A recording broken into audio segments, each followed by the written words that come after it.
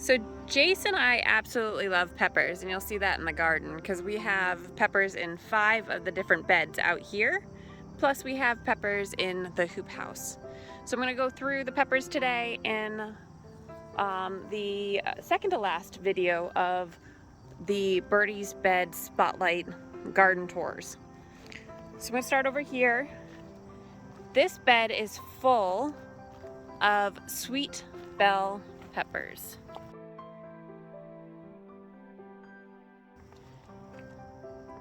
Some of these are absolutely gorgeous. Most of these are ace bells. I think there's one picnic pepper is kind of sticking up over here that kind of snuck in here. There's a couple California wonders that I'm trying this year, and I'll go through and show you the differences. We did just harvest 9 pounds out of here on Saturday, and then I have picked some more already. I definitely grow peppers a little bit different than most people. And different than how I grew them when I was growing up with my parents in their garden. I'm starting these pepper plants when I start my hot pepper plants inside. And so it's about 6 to 8 weeks earlier than what the seed packets say for our area. And so that gives me really mature plants. And what you can tell is that they actually get the nice bark just like our, I can't even get to the stems here. They get some really nice bark on their stems, just like our hot peppers. And I wish you guys could smell this because the pepper smells so amazing. But wait till you see this one. This is like my prize and joy pepper over here. I don't know if you can see this. This is a California wonder. And this one is just absolutely gorgeous of a pepper. So by starting these peppers a lot earlier, I'm getting better quality fruit, much bigger fruit, because my plants can actually hold up these massive peppers. I am fitting, this is a Birdies 8-in-1, and I am fitting 32 pepper plants in this one bed. And that sounds crazy. Last year we harvested roughly about 55 pounds of bell peppers out of one of these beds. And it was so successful that we were able to chop and wash, chop, and vacuum seal into like single serving or single meal size peppers for things like chili and fajitas and steak and cheese and all sorts of different things, right? All the different meals we use bell peppers for. And it worked so well that we were able to make it an entire year, and this is one of the vegetables we eat the most, on not buying any peppers, which is just so exciting. And it looks like we're starting off this year doing very well as also. I am starting to see signs of caterpillars damage and then also slugs. And the one thing that I have noticed is that the slugs love to come up these beds at night and they will eat the peppers. So I will probably start taking care of those. Typically I put a couple marigolds around these beds because slugs like marigolds even more than they like peppers. But the problem is that this marigold got eaten so badly that there's not much left of it. So the slugs make the trek up every night. I try to take care of them. I am falling behind. But I'm also looking for things like caterpillars now, seeing some of the damage on these plants. I do fertilize this with a general all-purpose fertilizer. We like Down to Earth. I also just got a new brand called Gaia, I think. And so we will be trying that out. And that does help with the raised bed. And I have to make sure that I'm watering these beds very consistently. Bell peppers like a lot more water than, say, the hot peppers. Which moves me, oh, the other thing I should say about this bed before I move on is that I did stick onions in here. And I have some lettuce in here. And the flowers are called ageratum. And these can actually be made into bouquets for cut flowers. Moving over to this bed, I have a few different things in here. And this is the, I believe, the Ancho Gigantium. And these are big, but you'll see some of the Poblanos in the other ones. We also have, let's see, this is another Ancho Gigantium. Let me back up so you can really see the full bed here. This is another 8-in-1 Birdies raised bed. Over here, we have the Thai chilies, and they look kind of like palm trees. You can see, I need to trim these back. You can see the really nice bark here, really nice, thick, heavy bark. And the Poblanos, the giant Poblano ones, are doing that as well. We love Thai chilies. There should be some red ones in here. One of our favorite sauce is smoked cayenne peppers with Thai chilies, onion and garlic, and it makes an amazing hot sauce. I have some more ageratum. Got a little bee over here, taking a nap, I guess. And then this garden, this part of the garden, is almost all cayennes. Last year we did about 15 pounds or so of cayennes, having one bed of only cayennes, and we had, I think it was 15 plants. This year we have cayennes in a couple different places. There's about 12 cayennes here, and then I have more cayennes over in that other bed, and I think I have cayennes in the hoop house as well. Can't even remember at this point. So going through and harvesting. I did put some carrots in here also. These guys need a little bit of staking. There's a jalapeno in there that was mislabeled.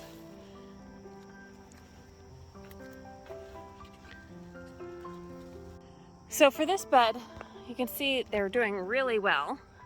They really loved the heat we've had recently. There is a bell pepper that's stuck in here that I mislabeled. You can tell I have quite a bit to harvest already. Onions in this bed as well. I have some statice that's just peeking up that'll be great for pollinators and for cut flowers.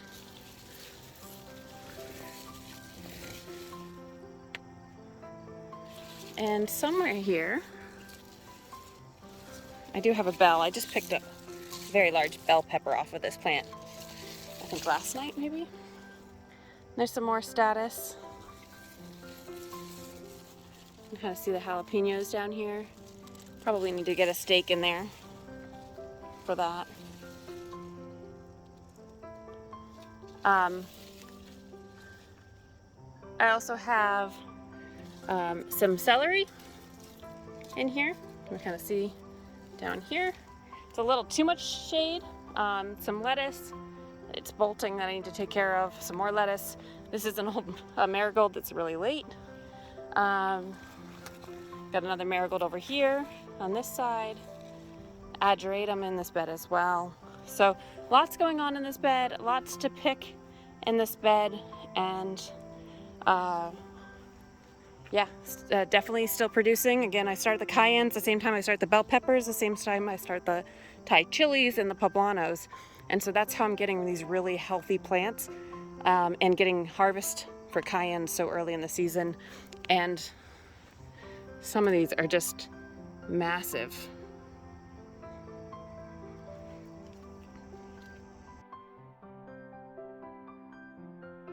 This is actually a 9-in-1 Birdies bed, similar to the potato one I shared with you guys in the previous episode. And this one is Poblanos and Guajillos mostly. I have basil and carrots. I had fennel in here, and then we picked that. I have some snapdragons and some celery. I think there may be some lettuce too, we'll see. I can't remember where I planted it all. Poblanos are also known as anchos. A poblano is, or an ancho is a poblano that has ripened and been dried. But look at these gorgeous, gorgeous poblanos. don't even know if I can get it all in one shot here. Last year I entered a competition with Chili Chump, and I think some of these might actually beat the weights from my last year. I think I came in third, maybe? I can't remember. I have to look that up. I've been picking poblanos off these plants for maybe the last 4 weeks or so, in good size ones. So that's worked out really well.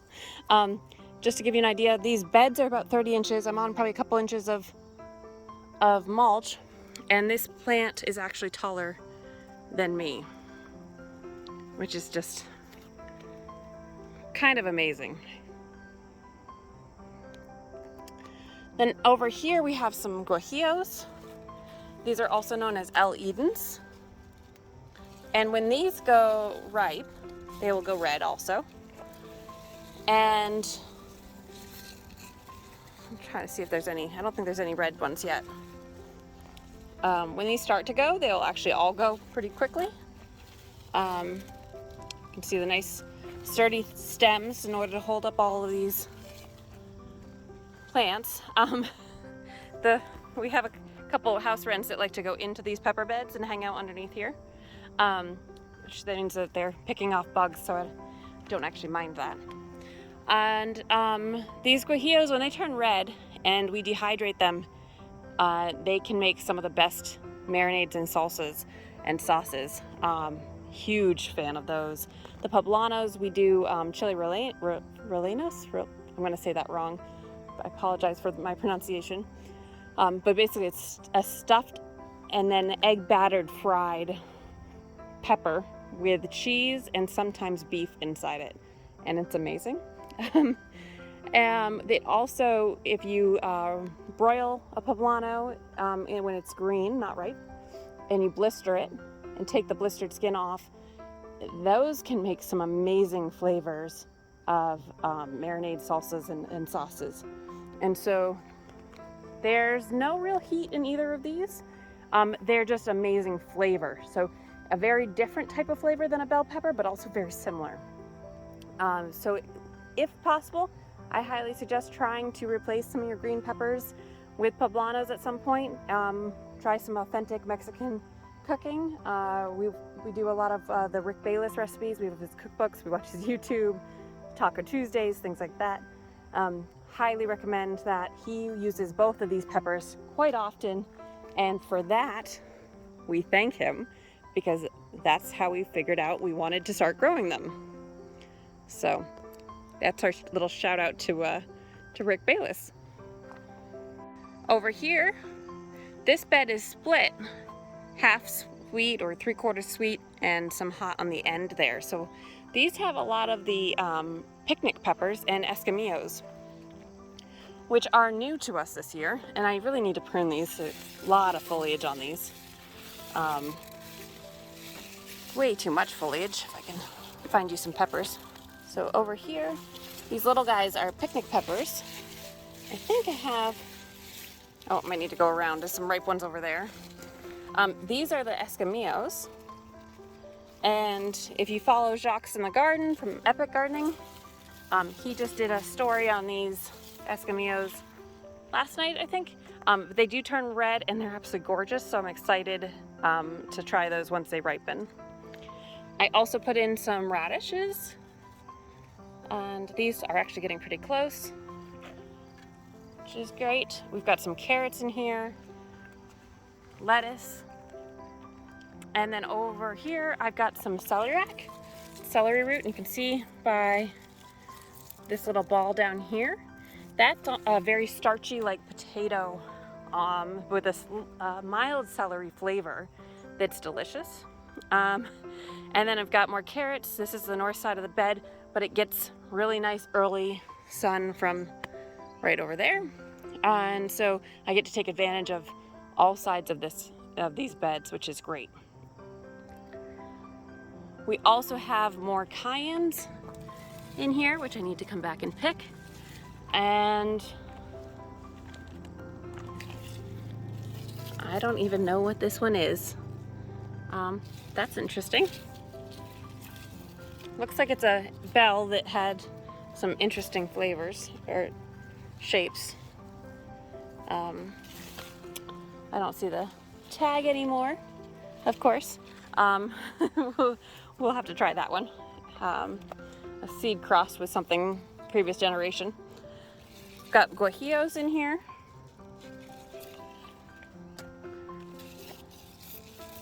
This is another ace bell. I picked some from that. I've got more celery in here. I had to hide the celery from the rabbits. More cayennes and escamillos in there. We've got carrots, and we just picked a bunch of lettuce from over here. These carrots look like they're about ready actually to pick. And then here's a bunch of the picnics. I know pruning is going to be on my list this weekend.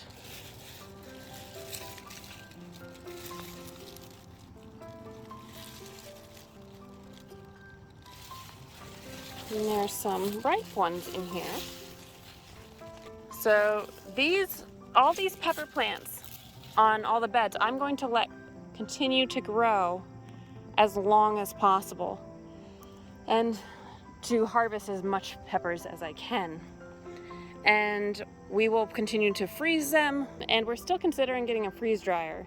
So if we get a freeze dryer, bell pepper chips sounds pretty good as well. So we also have some snapdragons here on the end. And they'll be a little bit late, but if I can keep these pruned, we should get some good flowers out of those.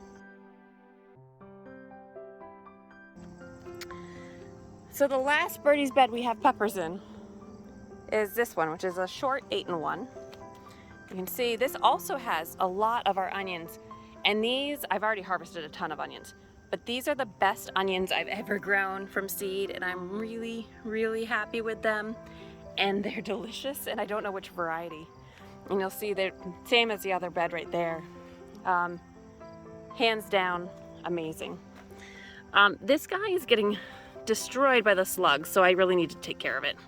But these are Poblanos, ripened anchos. We have a bunch of celery in here, and some parsley, flat leaf Italian parsley. Some alyssum in the center, and dill. And I've planted more dill in here as well. And we have multiple different types of pepperoncinis. We harvested out of here early carrots. There's a whole bunch here, there was a bunch there, and there was a bunch over there.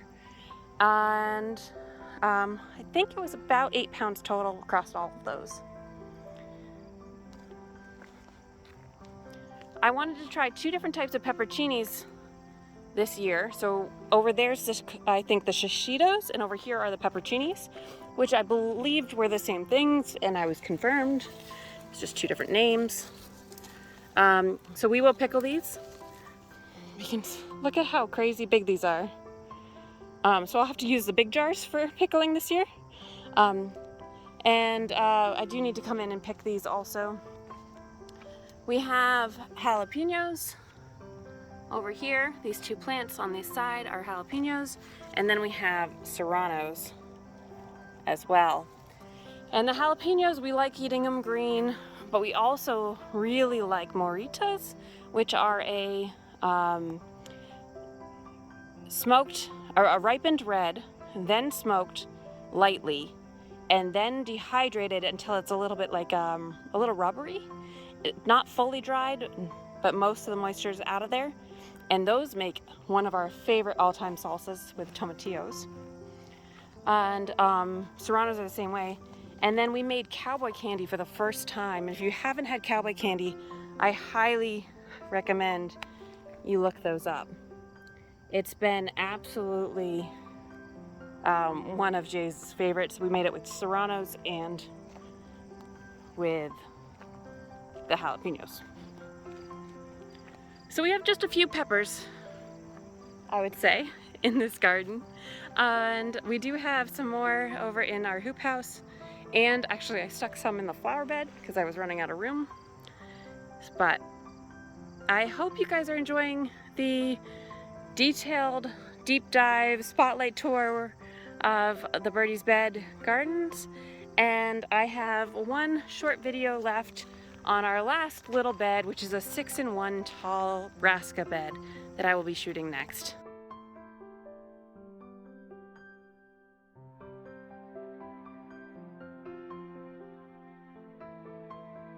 Leave a comment.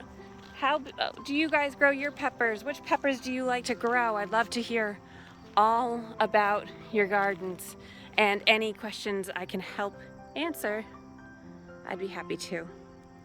Thank you all for watching, and don't miss that last episode of our spotlight tour coming out probably tomorrow.